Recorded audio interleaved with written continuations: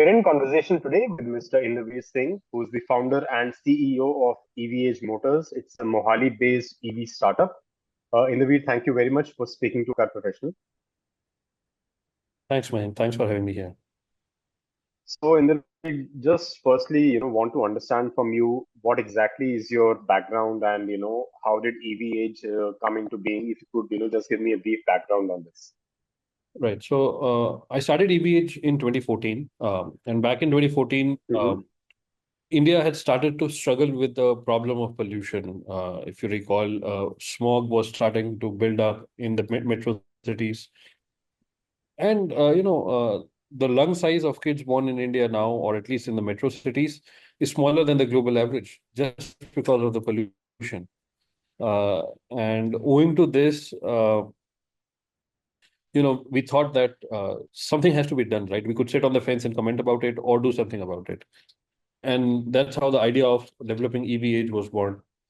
The idea then and now continues to was to create sustainable transportation solutions for the people at large, right? And once we decided to get on that journey, the first decision that we had to take was what form factor to make. And then we realized that pollution caused due to transportation or road vehicles, 70% of it is attributed to commercial vehicles. And they are a very small percentage of the total installed capacity of vehicles on the road. And surprisingly, nobody was electrifying them until last year. And we figured out that this is one area where we can create major impact, make lives of people better. And then last mile delivery vehicles, because these vehicles move within the city around the localities where we live and create the so that's the reason why we got into the last mile delivery vehicles, which would go.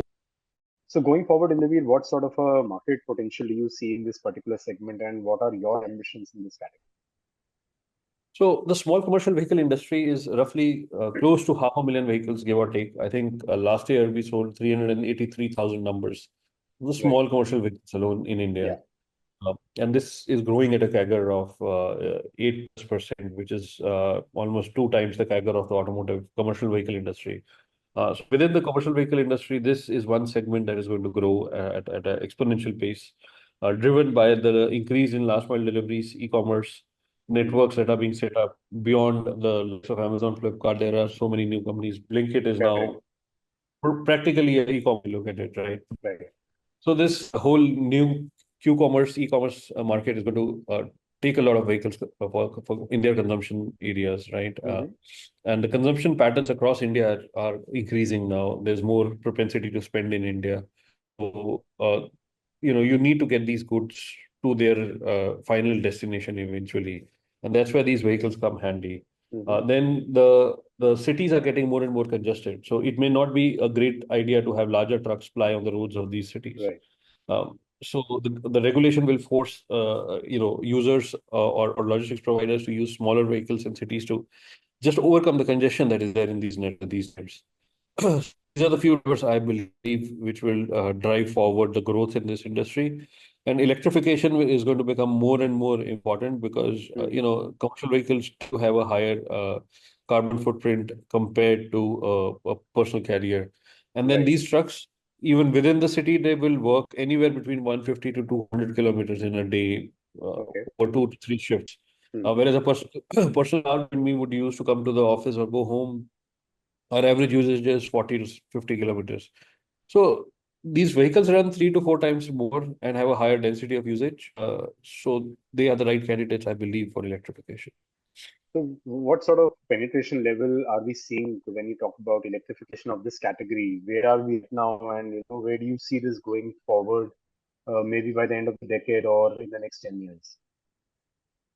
So I can speak for one city we are selling in. We sold more than 200 trucks in one city last year. Whereas the total small commercial vehicles sold in that particular city were close to 1,000, out of which 200 were EVs sold by EVage alone. So we have a high percentage of penetration in the markets we are in. At least that's what we have seen over a period of time. And this is just the first major year of series production. So Uh, so taking cue from that, I believe over the next decade, the last mile vehicles will see a penetration level between 15 to 20% over the decade, pan India and Mm-hmm. with a 400,000 vehicle market growing at a CAGR of 8%.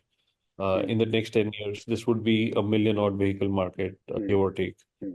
And out of which, 12 to 20% of these should be EV trucks. So Okay. small trucks could be a 100,000 vehicle market in the next decade, possibly.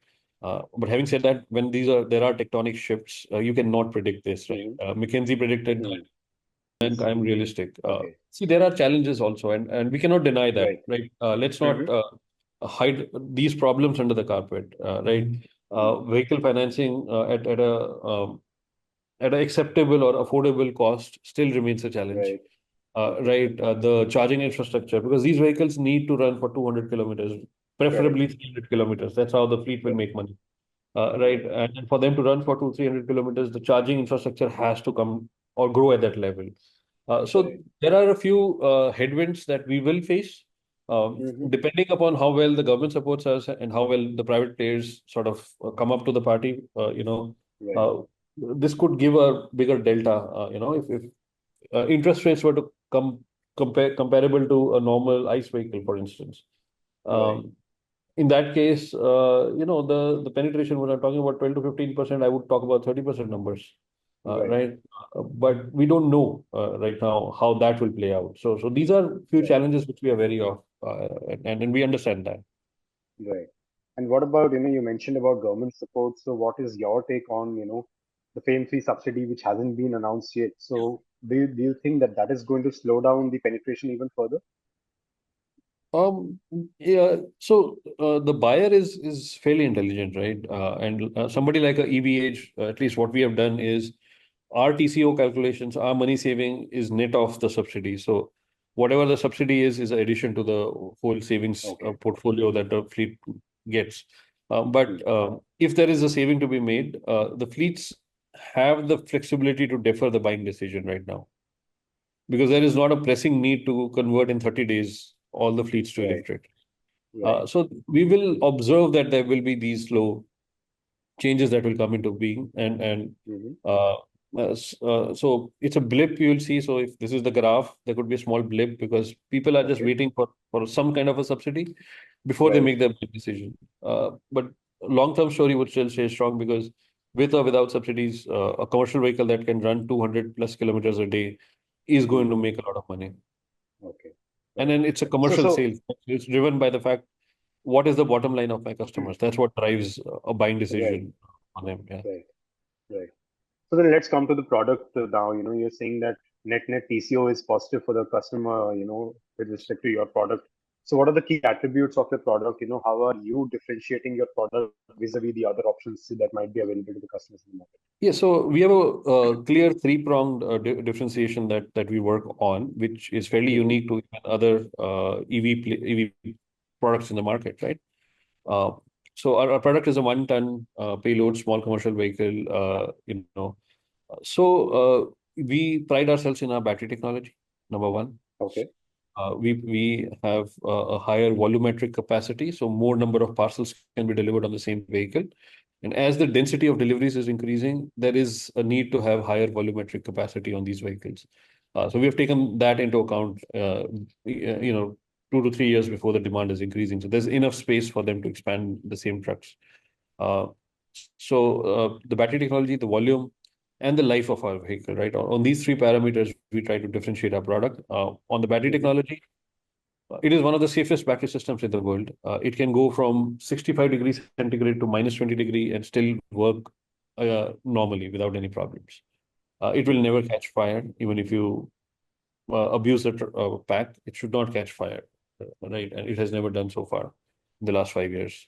Uh, uh, and then the biggest differentiator for us is a 20-minute fast charge. We can go 0 to Okay. 100% charge in 20 minutes, and we can do it Mm-hmm. continuously. There Mm-hmm. are people who say you can fast charge it for an hour, hour and a half, and then the next Mm-hmm. charge has to be slow charge, which is 7 hours, right? Mm-hmm. Now, a fleet operator needs to run this for 3 shifts. Let's Right. be clear. We are selling to an industry that is working on single-digit margins, wafer thin Right. margins. And Yeah. the ability to unlock three-shift operations gives them the flexibility to ensure that the break-even is there. Mm-hmm. Because our ideal customer who uses our truck, generally, what do they do with us, right? They start operations at 4:30, 4 a.m. For bakeries and milk deliveries, right?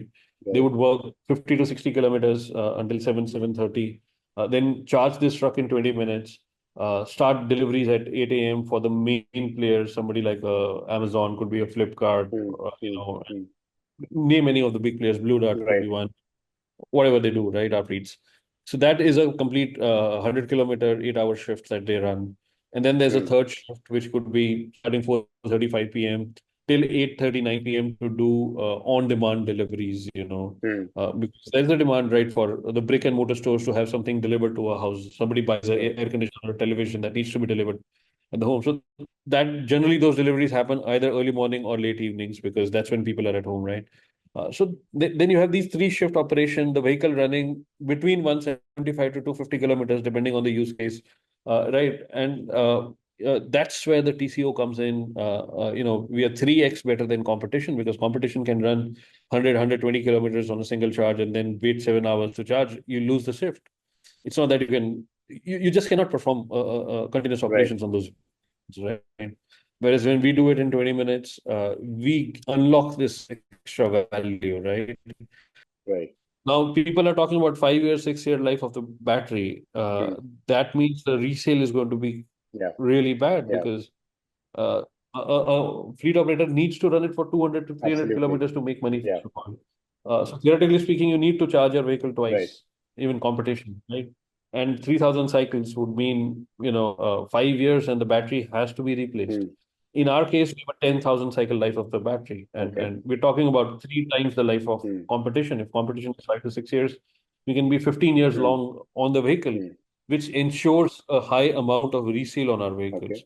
So these are the three key differentiators that an EVH vehicle has. We have vehicles that have been running since 2021 with Mm-hmm. Amazon, Mm. have a battery degradation of 6% over 3 years, only Okay. 6% degradation over 3 years, Right. which for a traditional vehicle is a single year degradation, could be between Mm. 3 to 6%. Mm. So that's the kind of Mm. value we So are that draws creating. me to the right. And that brings me to press you further on the battery technology in the way. So what exactly, which chemistry are you using? And in the 1 ton truck, what exactly is the battery capacity that you're offering? So we have, LTO battery chemistry. Mm-hmm. We are working in collaboration with Toshiba Okay. from Japan. All the cells come from Japan. It's out in the public, so you can just Google that Okay. out as well. All the news Mm-hmm. flashes out. But we use these battery packs. Cells are imported from Japan, but we develop the battery packs ourselves. The Mm. hardware and software to make this possible. Mm. Safely charge for 20 minutes is corely IP around Right. what EVH is doing. And we build these packs in-house. So that's the battery that goes onto the vehicle. A 15 kilowatt hour battery pack gives 100 plus kilometers of range, which for Okay. competition, it's 21 kilowatts giving 120 kilometers Mm. of range. Mm. We're roughly, 20% more efficient than competition in terms of kilometers per kilowatt hour. What about the price? I mean, are you still competitive there, or with all these benefits, your vehicles is priced a bit higher compared to the immediate competition? So, for Basically, example, we how are you own going about it? the powertrain, the software for the powertrain, the battery software. We own the vehicle control software. All of this is owned by us. Okay. Even traditional OEs have two or three vendors supporting them on these developments, right? Right. And tier one vendors, which are global companies. I'm not talking about small scale vendors as well. What it does for us is it is on the same thread. Everything is created, right, from hardware and software, Mm. which allows for us to create higher amount of efficiencies, right? For example, the kilometers per kilowatt hour. It's because we own the powertrain design, we own the battery, and we can tune the battery and the powertrain according to the driver needs for us Mm. to Mm. get or deliver these 100 kilometers on that 15 kilowatt hour charge, Mm. which is fairly difficult for competition to achieve on real world conditions, right? You see Right. vehicles with 22 kilowatt hour, 30 kilowatt hour battery packs by Yeah. competition. Right. And also, you have to understand, we are creating sustainable vehicles. Electrification is all about sustainability. If I'm mining out 2 times the amount of minerals to put on my vehicle to make it sustainable, you're not sustainable on the first place. So Right. the core at EVH remains this, that we need to create a sustainable solution. It's all about creating a better planet for the people on it, right? Hmm. Hmm. And what about the localization of the hardware? I mean, beyond the cells, is everything else local, or are you also importing Yes. the parts of the powertrain, the drivetrain as well? No, no, no. Everything is local. And in fact, we just announced a joint venture with DGI, which is a UK-based Hmm. powertrain company. We will be manufacturing the complete powertrain in-house, each and every Okay. component that goes into it, post that Okay. JV. Right. And what about other investments in the wheel? So how have you come so far? Is it bootstrapped or have you raised capital, and what are the plans going forward? Yeah, we just raised a single round so far. We raised a seed Hmm. round in 2021, which was a $28 Okay. million raise, among the largest seed rounds in India at that point of time. And now we intend to, we've been using these cash fairly frugally, built the complete factory, launched, Hmm. sold more than 250 vehicles last year, on track to sell at least, 3 to 4 times that. We have 2 times our Hmm. capacity already in orders placed with us because of the high value that we create for our customers, the amount of profitability they make makes them come back. We Hmm. have sticky customer Hmm. base with us. So that's the current state of business for us, and we aspire to actually, um, sell a few more thousand vehicles before we close the next round, and then maybe raise a larger round to expand and become a Hmm. pan-India distribution company. So we'll be spending on our distribution networks in the next 2 years, and that's when we'll Hmm. start raising funds for that. Right. And you're saying that around 15 more cities we can expect you to be, and what would be the time Yes, frame we for that? should be in the next 12 months. Next 12 months. And when do you aim to hit profitability in the wheel with the existing So, operations that you're seeing? so we are currently gross margin positive as we speak, Hmm. and we would be EBITDA positive. There's a clear path to profitability in the next few years. We Hmm. will be reaching our capacity utilization of more than 70% by next year, and around that time we should be EBITDA positive. Right. And after that, do you still would you feel the need to expand the capacity further? Of course, it's a 500,000 vehicle market, what I say, out of which Hmm. 100,000 plus vehicles will be electric in the next decade. And Right. we want to sell, 20-30% of those vehicles as we go forward. So we'll be expanding our capacity to meet customer needs as we increase our distribution network. Right. So will be the demand. Sitting out of 2 or 3 cities, we have a demand for 8,000 plus vehicles right now. If I am 15 cities, that would itself go to 50,000, right? Right. Uh, so Right. so that's the current status. Uh, we see, and what inputs we are getting, although we predict a 12 to 15% electrician, I think we can meet those as so Hmm. that's the kind of inflow we have in terms of demand. So we'll be upgrading our facilities and capacities to meet those demand numbers so that we can't have customers Right. waiting forever for these Right. products. So you remain limited within Mohali, or do you want to go beyond Mohali as well? So the concept is to have a modular, miniaturized manufacturing facility, so we can have multiple cubes, which can be regionalized as Okay. we grow, as the volumes grow. Hmm. What would be the right number before we move out? It's too early for me to speak because our Hmm. current focus is to ensure that we have 100% capacity utilization, Right. and that's what we are focusing on as an organization. Right. On that note, Inderveer, thank you so much. Wish you all the best with your venture going forward. No, Thanks a lot. thank you, Mike. Thank you for your time.